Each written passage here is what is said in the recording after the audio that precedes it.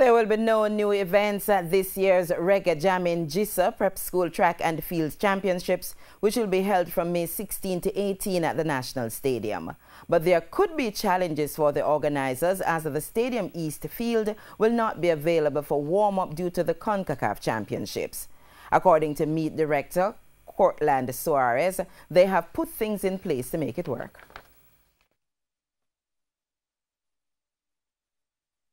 Because of the CONCACAF Club Tournament that will run from May 12th to May 19th, we will not have access to the Stadium East field.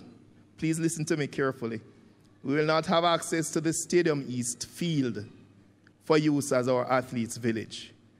So alternative arrangements have been made for the athletes' village to be sited on the north field.